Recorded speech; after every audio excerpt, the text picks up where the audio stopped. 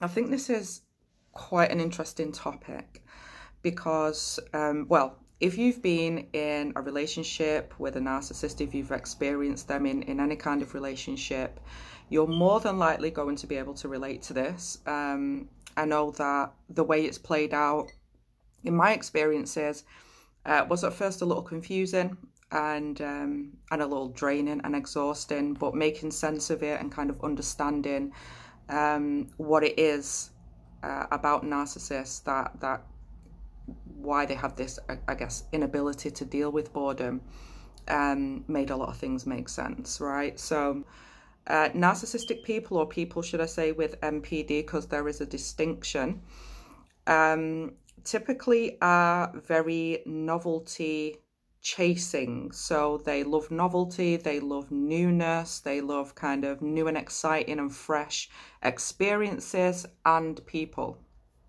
as well. So they love that dopamine hit, they love to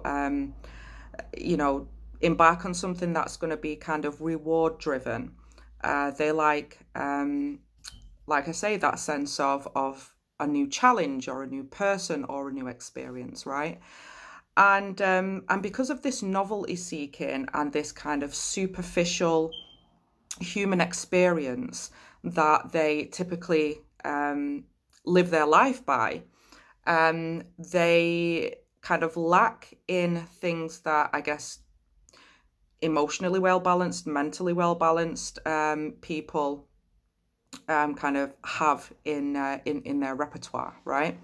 So things like foresight, so the gift of foresight, the ability to balance logic and critical thought, and maybe some intuition, maybe some experience as well when decision making. So their decision making skills are lacking in important ingredients that it takes to make sound decisions. So having that foresight, having the capacity to think, okay, well, if I take on this action, or I behave in this way, or I carry out this, I guess, like I say, action or behavior, then this may be the consequence of that, right? Or basing your decisions around logic or a mix of the two. Excuse me. Whereas, people like us, we tend to make our decisions based on action and potential outcome, right? Which is generally tied to our moral compass, our conscience, aligned with our values and our experiences. We think critically, we think logically, we think about past experiences, and we think about probability as well. People with NPD don't necessarily set up their decisions based on those things, so they're very impulsive. They tend to act now and think about the consequences later, right? And generally speaking, consequences isn't really a thing for them. And if you've watched the other video, or if you've watched any videos, to be honest, around this pathology, then you'll already know that people with NPD or NPD affected individuals will try and escape as much as they can any type of consequence, because accountability and taking ownership for certain behaviors, certain actions is not something that they are good at doing. So they project a lot, they blame shift a lot, they deflect, they manipulate, and they lie a lot, because these types of feelings, that doesn't put them in a good light, doesn't put them on a pedestal, doesn't kind of underpin their ego, underpin their false self, which is perfect and unfaulted and unflawed. They typically don't deal well in them types of scenarios. So consequences aren't a big thing for them. They tend to escape any type of consequences, or try their hardest to do that. So they are very erratic, they are very impulsive, and the way you'll see this play out, I guess, in the day-to-day life. So you'll find that narcissistic people engage in indulgence a lot. right? So it could be the novelty of gambling, for example, the novelty of dopamine hits from alcohol, from consuming other substances, from promiscuity, and that instant gratification, because that's essentially what they want, what they need. As with, a more kind of healthy, emotionally healthy, mentally healthy person, we understand that not everything can be centered around instant gratification. There is some value in delayed gratification and exercising patience, right? Because not everything can come all at once. We have to put some time in. Time needs to pass. Things need to be worked out. Things need to be built up to a standard where you can enjoy your accomplishments, your achievements, and your satisfaction, and get that gratification. So whereas we can exercise patience and exercise delayed gratification, NPD affected individuals are all about that instant gratification.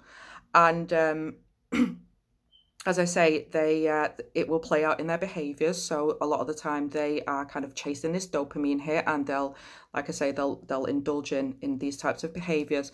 And another way that you can see this erratic and impulsive behavior play out is in their mood / behavior or reactions. So if you think about, if you've been in a relationship, any type of relationship with a narcissist, you'll find that, and again, going back to the fact that they don't like to take accountability, they don't want to be seen less than perfect, they don't want to be at fault. You'll see this in their interactions with you. So their mood swings, their temper tantrums, their rage, their attitude, general attitude to kind of conflict resolution or being called out on anything. So you'll see that type of erratic behavior play out in that as well. They're novelty seeking, so that means that they are always looking for something new. And you and me, as somebody who might come in contact with or might have been in contact with this type of person, we was new at one time. And when you start to understand why they get bored, and because they're always chasing something new, they're completely superficial, they have no kind of deep connection with themselves, they can't go deep with other people, and they have no ability to delay gratification, right? You'll start to kind of make sense of the love bombing stage. So this is the newness for them. This is the beginning of all of their relationships.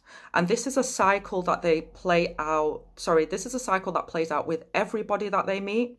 Everybody that they meet, build a relationship with, or build a situation or addictionship with, as some other people call it, and is quite fitting, to be honest.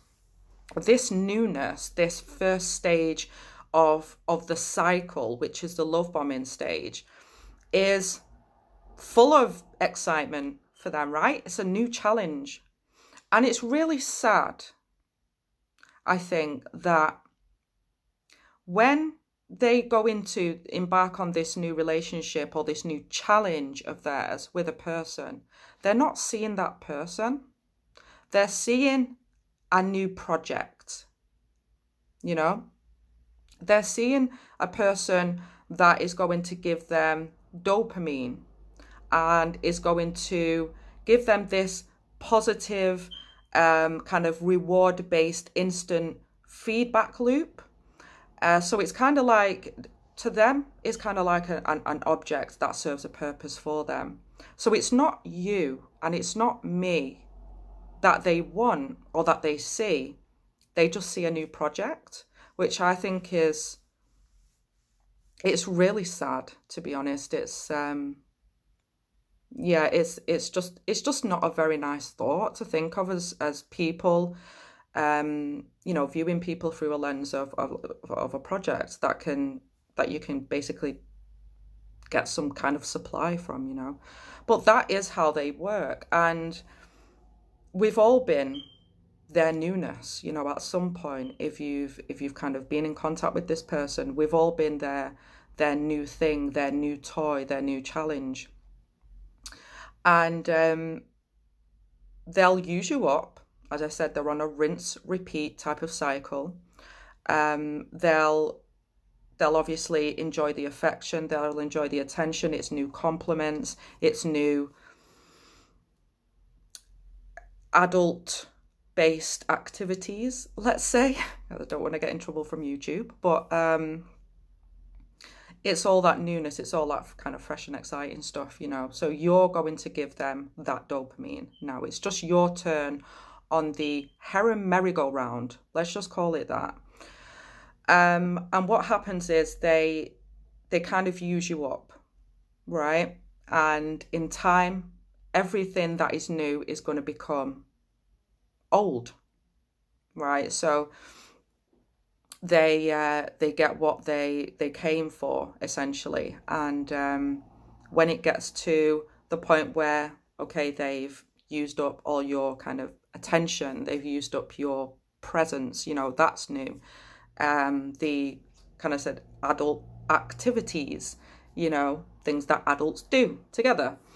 They've kind of experienced that newness, right?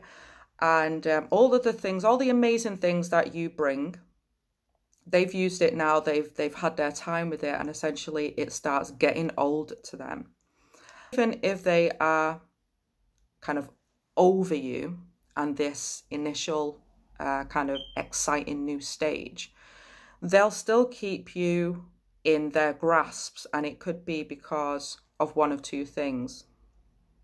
You're either useful to them in some kind of way, you have some kind of value to them in the sense of your resources, could be money, could be other things.